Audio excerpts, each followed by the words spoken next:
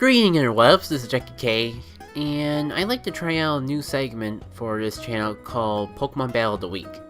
In it, I take my favorite Pokemon battle I had in the previous week and feature it on the channel. I wanted to get a little more into competitive battling, and I figured this was a good way to share something I was going to do anyways with you guys. Speaking of easy ways to get into competitive battling, this first battle is from a site known as Pokemon Showdown.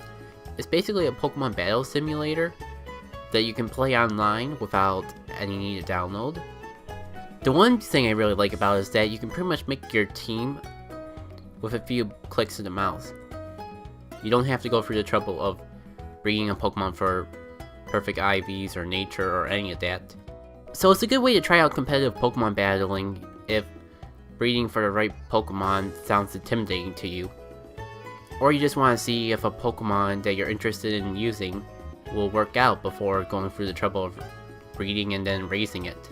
The other great thing about it is that it allows you to get into Pokemon battles without the need of exchanging friend codes or having to find people willing to battle and just have battles with whoever.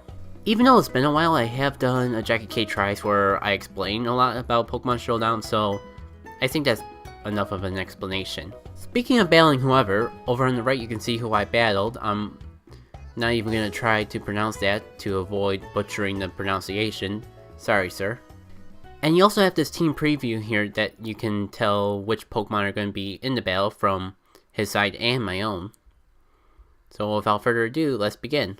Now, the reason this is my Pokemon Battle of the Week was because the ties of battle turned really quickly in this fight. I started to match out with Baroom, hoping that I could get Pokemon asleep, but I underestimated Espeon's speed. However, this does give me a good chance to set up with my Villion, so I can actually get a sweep going. I don't think I was expecting to actually sweep with Villion, but Espeon kept setting up, so I decided to set up myself. Now, this is what's awesome about Powder. You think you're going to take out my Bug type with your Fire type? Nice try, but that Powder kind of backfired. I might have been able to get away with doing the Hurricane right away, but using Powder kind of made sure that Hurricane would take it out.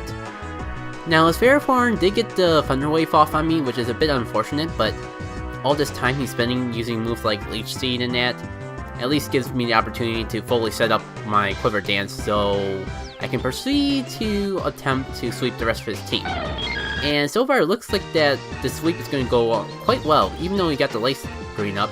And even though I'm paralyzed, I still outspeed and proceed to take out all of his Pokemon in one hit so far. It looks like I'm going to have a complete sweep, taking out even this Condor that manages to get a priority move. However, this Glysaur has other plans for me. Yep, it's one of those substituting Glysaurs, and it has Toxic Orb. If you don't know, Glysaur has an ability that allows it to heal from poison instead of get hurt by it. So using Substitute in combination with this is a very common technique. Although it has been a while since I've done Wi-Fi, so I think this is the first time I've actually seen it done in the 6th generation. At least the first time that I fought against it.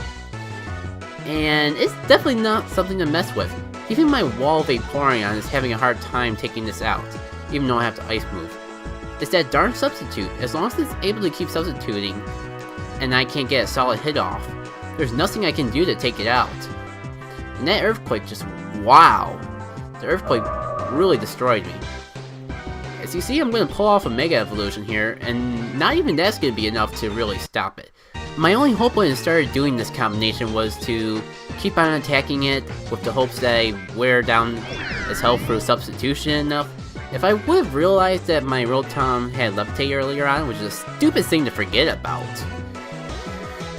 then maybe I would have sent it out sooner. That probably would have been a good idea, but as you'll see, it pretty much took every single one of my Pokemon, whittling down as much as it could in order to finish the job.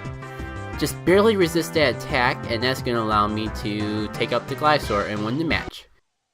So, good game, man. It really came out close. When I started that sweep there, I really thought I had it, and it was just going to be a simple sweep. But then the battle changed the last second it could, and that really made me excited to upload this battle. Heck, if I didn't get paralyzed, maybe I would have had a sweep there. After all, I guess it did come down to Glysaur outspeeding my Villion, even after the Quiver Dances, to be able to take it out and completely change the tide of battle. Looking back at this battle, there's probably a lot of things I could have improved to make it go more in my favor, but the battle was won, and it was a close match. Anything I learn now is just going to be a learning experience for the future, so we can have even more exciting battles to come. So this has been Jackie K with my favorite Pokemon battle of the week, and I'll see you all later.